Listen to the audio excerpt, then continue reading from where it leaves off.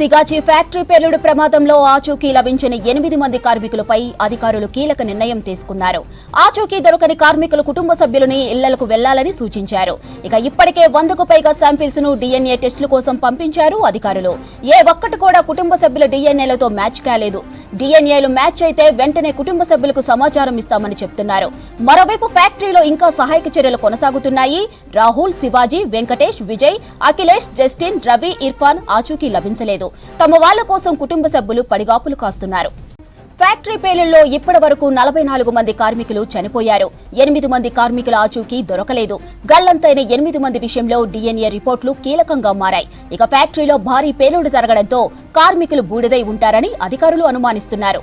ఫ్యాక్టరీలో spray dryer black పేలింది. అత్యధిక ఉష్ణోగ్రతతో డ్రైయర్ నడుస్తోంది. ఇక ఉష్ణోగ్రత నియంత్రణ లేకనే భారీ పేలుడు జరిగినట్టు సమాచారం. స్ప్రే డ్రైయర్ బ్లాక్ దగ్గరున్న కార్మికులు బూడిదై ఉంటారని భావిస్తున్నారు. అయినా ఏ చిన్న శాంపిల్ దొరికినా DNA టెస్టుల కోసం అధికారులు పంపిస్తున్నారు. రైట్, ఇక సిగాజీ ఫ్యాక్టరీలో రెస్క్యూపై అధికారుల ప్రకటనకు సంబంధించి మరిన్ని డీటెయిల్స్ శ్రీధర్ అందిస్తారు. శ్రీధర్, డీటెయిల్స్ ఏంటి? కొద్దిసేపటి క్రితమే ఏదైతే సిగాజీ ఫ్యాక్టరీలో ఇప్పటికీ ఆచూకీ పనిచేస్తూ ఆచూకీ లభించిన 8 మంది పైన అధికారులు బాధ్యతలతో మాట్లాడారు.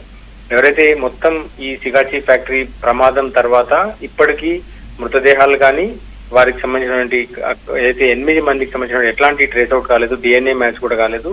ఈ 8 మంది కార్మికుల కుటుంబాలు దాదాపు 10 రోజులుగా సిగాజీ పరిశ్రమ వద్దే వెయిట్ చేస్తున్నారు. తమ వారి వివరాలు అధికారులు వెల్లడిస్తారేమో, ఏదైనా DNA టెస్ట్ ద్వారా కావచ్చు. అంతకు ముందు అయితే మృతదేహాలు లభించిన సందర్భాల్లో తమ వారికి సంబంధించినట్టు కూడా వారు ఎంతకాలం వెయిట్ చేసినప్పటికీ మొత్తంగా ఇప్పటికి ఇంకా 10 రోజులు అవుతున్నప్పటికీ శిథిలాలు పూర్తిగా తొలగించినా వీరికి సంబంధించినటువంటి ఎలాంటి ఆనవాళ్లు లభించలేదు. ఇప్పటికే ఏదైతే సిగాచి పరిశ్రమ శిథిలాలన్నీ తొలగించిన తర్వాత కూడా మళ్ళీ వడబోత చేస్తున్నారు.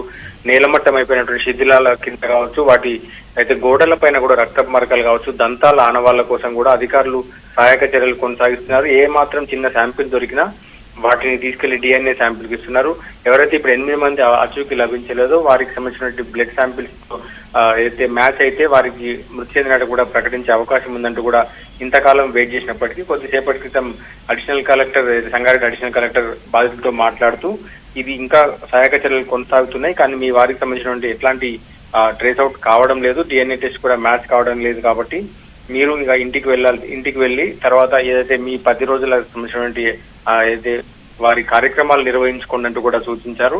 ఎప్పుడైనా DNA టెస్ట్ కావచ్చు, వీటికి సంబంధించినటువంటి ఏ ఒక్క ఆధారం దొరికినా మీకు ఇన్ఫార్మ్ చేస్తామంటూ కూడా బాధితులతో మాట్లాడారు. ప్రతిరోజు బాధితులు కూడా ఏ అధికారి వచ్చినా తమ వారి పరిస్థితి ఏంటంటూ కూడా ఇన్ని రోజులు గోడు వెళ్ళబోసుకున్నారు. కానీ ఎవరైతే ఈ రోజు కొంత క్లారిటీ ఇంకా అధికారికంగా ప్రకటించకపోయినప్పుడు, మీడియాకి ప్రకటించకపోయినప్పటికీ ఎవరైతే బాధితులతో కొద్దిసేపటి క్రితమే మాట్లాడారు.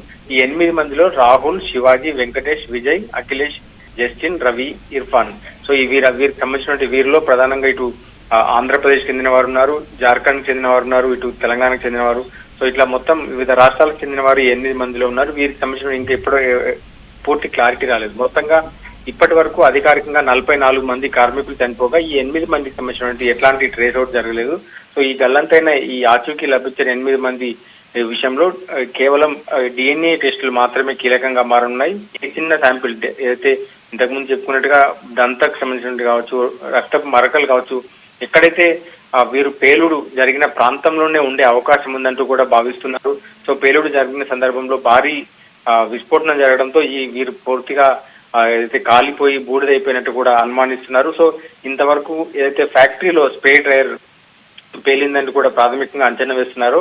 ఆ స్ప్రే డ్రైయర్ ప్రాంతంలో వీరున్నట్టుగా కూడా మిగతా కార్మికుల రిపోర్ట్ ద్వారా తెలుస్తోంది. మిగతా కార్మికులు చెప్తున్నటువంటి పరిస్థితిలో సో అత్యధిక టెంపరేచర్స్ ఉండే, హైయెస్ట్ టెంపరేచర్స్ ఉండే డ్రైయర్ ప్రాంతంలో వీరంతా ఉన్నట్టు కూడా చెప్తున్నారు. సో ఈ మొత్తం ఇవి ప్రమాద ఘటనలో 44 మంది మృతి చెందడంతో భారీ ప్రమాదం అని చెప్పొచ్చు. దాంతో పాటు 8 మంది విషయంలో కూడా పూర్తి అయితే ఆచూకీ లభించకపోవడంతో కుటుంబాలు ఈ 10 రోజులుగా మానసిక క్షోభను అనుభవించాయి. తమ వారు ఉన్నట్ట లేనట్ట అంటూ కూడా ప్రతి అధికారిని అడిగే ప్రయత్నం చేశారు. కానీ దాదాపు ఈ ప్రాంతంలోనే అత్యధిక ఉష్ణోగ్రతలు ఉండే ప్రాంతంలోనే, ఈ ప్రమాదం జరిగిన ప్రాంతంలోనే మీ వారు ఉండే అవకాశం ఉంది, 8 మంది ఉండే అవకాశం ఉన్న నేపథ్యంలో వీరు పూర్తిగా కాల్పినట్టు కూడా అంచనా వేశారు. సో ఈ అత్యధిక అయితే ఉష్ణోగ్రత ఉండే ప్రాంతంలో నియంత్రణ లేక మిషనరీ ఫాల్ట్ వల్లనే కూడా ప్రమాదం జరిగినట్టు కూడా ప్రాథమిక సమాచారం జరుగుతుంది.